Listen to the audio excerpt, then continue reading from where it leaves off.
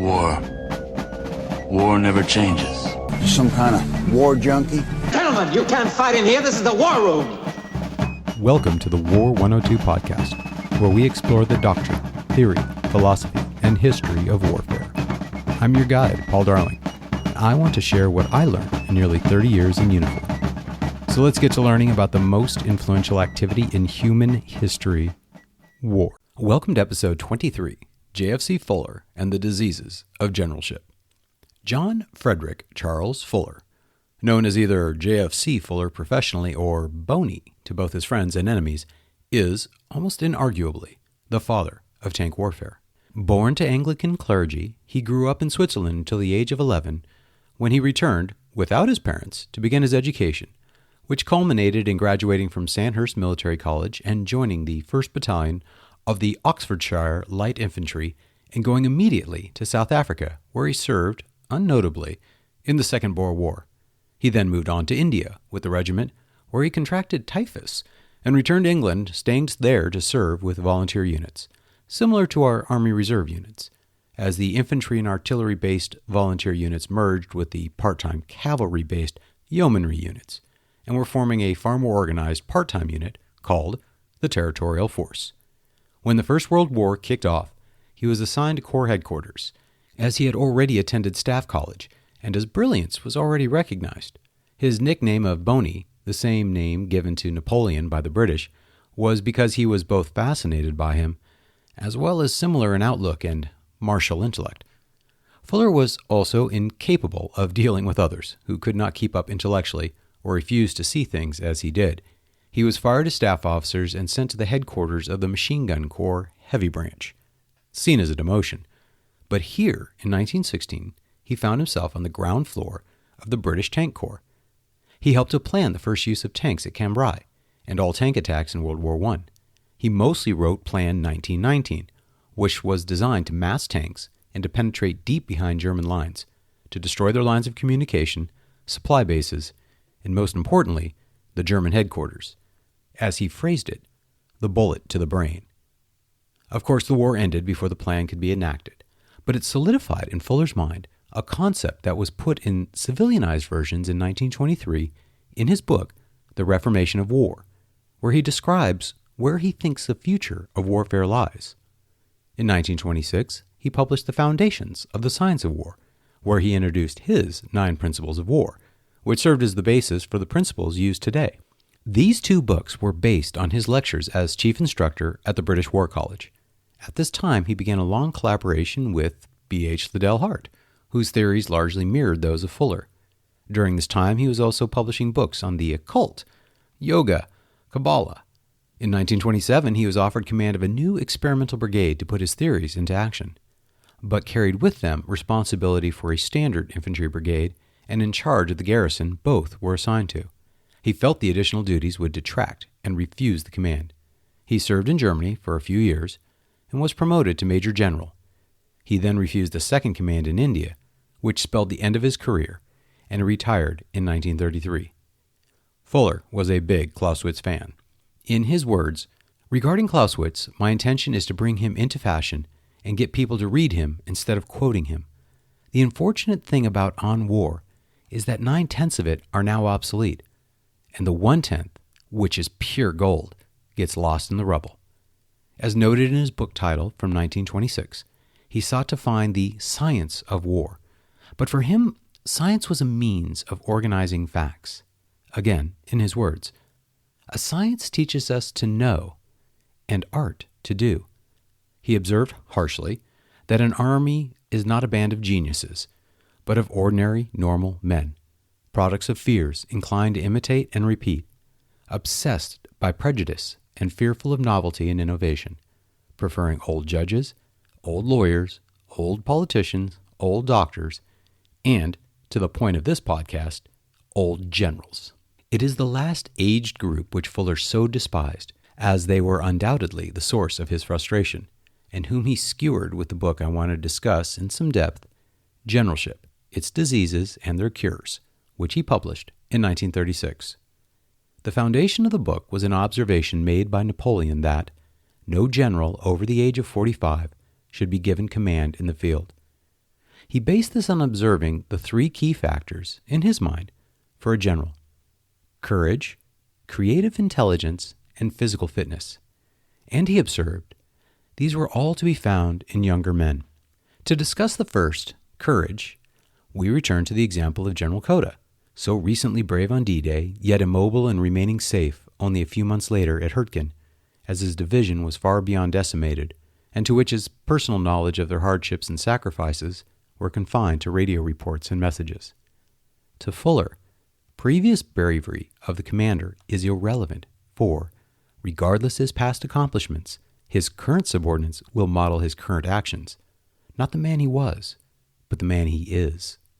Many state that in the age of modern communications, the greater awareness of the battlefield is found farther away from it. Removed from the emotions of combat, he can discern reality and make key decisions better than if enmeshed in the immediate mortal struggle.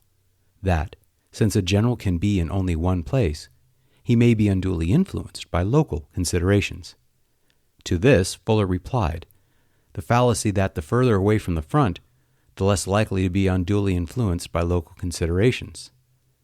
But what will happen is he will be unduly influenced by the local considerations, found safe in the rear.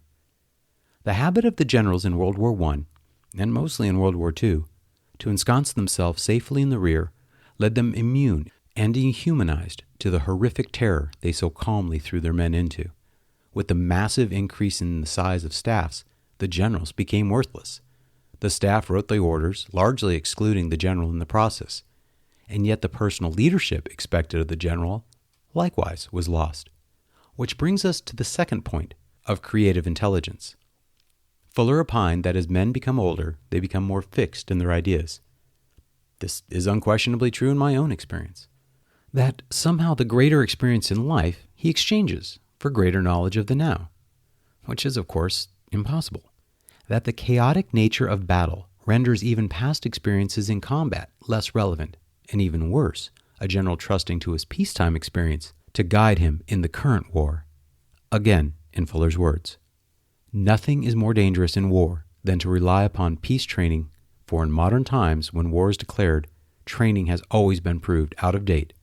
Consequently, the more elastic a man's mind is, the more able to receive and digest new impressions and experiences. A young man's mind, less filled with the prejudice of the past, maintains that elasticity.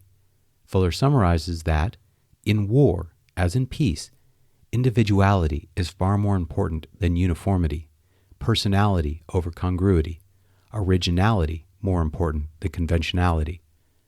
Frankly, I find that general stars from both past and present are worn as a sign of conformity rather than competence, the perfect shape of the cog to fit in the peacetime machine being the most sought-after attribute. The irony being that while the modern major general remains safe in the rear, being seen as critical, that absolute interchangeability of senior officers renders his value even less. The third point is that of physical fitness.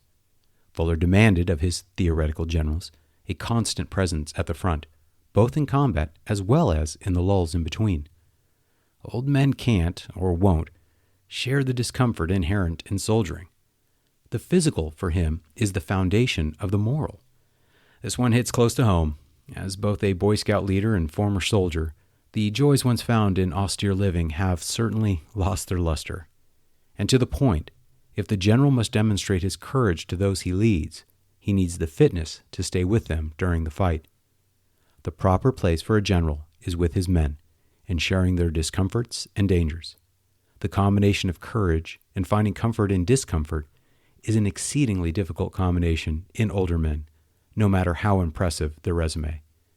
And indeed, if their resume is that impressive, then the third factor, the elasticity of mind, the willingness to abandon the anchor of their impressive feats of the past, render finding Fuller's ideal general nearly impossible. The book ends with an analysis of 100 famous battles and the generals who fought them. The average age of the victor in these battles was 40. 74% were under the age of 45, and only 4% over 60. He then juxtaposed this with the average age of senior generals in World War I, which were 60 years old. His point is difficult to miss. His cures to these diseases are quite clear, while acknowledging that older generals in peacetime are fine, and the nature of peacetime armies demand an equitable method of advancement, that senior leaders must keep lists of outstanding young officers for rapid promotion in case of war. Second, that generals should be judged on their professional writing as much as their experience, for, as he remarked, of what good is experience without reflection? And finally, generals should conduct exercises without the benefit of their staff. Only then could the ability of the general truly be known. Underlying all of these explicit cures, the most obvious and intended one remains unspoken. Don't let old men lead young men in battle. Unquestionably, having been rebuffed in his vision for the future of the British Army and his role in leading it, Fuller had a, bone to pick. He was not a subtle man, and his book reflected his attitude. It was a direct shot at the British Army's General Officer Corps. By 1934, he had joined Oswald Mosley's British Union of Fascists and began writing for pro-fascist papers. He openly and unceasingly supported Hitler, even well past World War II, but he continued to write and advocate for his vision of future warfare. His attempt, like so many at his time, to find a solution to the horrific waste of World War I. And like many who tried, any opposition to his ideas was seen as traitorous, if not outright evil. His cantankerous attitude led him to be somewhat ignored by the British, yet embraced wholeheartedly by the Nazis. Heinz Guderian, credited with creating the Nazi Blitzkrieg armored forces and their doctrine, was a big fan. He published Achtung Panzer only 1 year after Generalship was published. In fact, Fuller was invited to Hitler's 50th birthday celebration, which included a 3-hour-long armored parade. Hitler himself called the German tanks Fuller's children. Fuller's insistence on having generals at the head of battle was matched by German doctrine called leading forward. Instead of using radio to inform the general and his staff in the rear, mobile radio mounted to armored vehicles allowed the commanding general to stay near the front. George Patton was, likewise, a Fuller fan. In fact, he bought copies of Generalship and distributed them to all the colonels in the much smaller peacetime army with the note, "Prevention is better than the cure." Patton took to heart Fuller's demand for a young general to heart, and it broke Patton's. His daughter saw him crying while assigned to Hawaii in his study alone. Alarmed, she went to her mother, who explained, "He has turned 50, and all great generals were younger than he is. He wanted to be a great general, and now he will never have his chance." So it turns out that knowing the disease, even older men can overcome, as Patton demonstrated in World War II, with physical courage, leading from the front, exercising a nimble, flexible mind, and amply demonstrating, even at an advanced age, the 3 attributes of generalship. Ironically, the Israeli Defense Forces may have been the most slavish to Fuller's ideas. In their early doctrine, no one could serve as a general who exceeded the age of 40. Anyone who's studied the IDF will note the same names coming up again and again. Foremost is Ariel Sharon, who played a leading role in Israeli wars and politics from 1956 all the way until the 2000s. Despite being in his mid-40s in the 1973 war, he was recalled as part of the reserves, where generals who had aged out of useful service resided.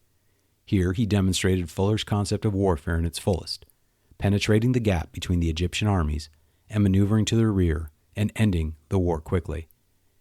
Israeli doctrine formalized an absolute demand that commanders lead from the front, and their officer casualty count reflected it. Fuller embraced a romantic version of warfare, quoting heavily from the artist and art critic John Ruskin. Here I quote Ruskin, as quoted by Fuller. "There is no great art possible to a nation but that which is based in battle. For war is the foundation of all the arts, because it is the foundation of all the high virtues and faculties of men." To Fuller, war and the courage of the men who fought defined a nation, and none more so than the generals who led the nation to war. And on that note, for next week's podcast, we will discuss the Battle of Goose Green and the death of H. Jones. Thanks for joining us today. If you liked what you heard, please like, subscribe, rate, and comment. Most importantly, share with your friends. Join the conversation at the War 102 subreddit. And check out the War 102 Buzzsprout website for links to more information and supporting videos. Send me an email at war102podcast@gmail.com. I look forward to your comments and hope you join us again next week. See you then.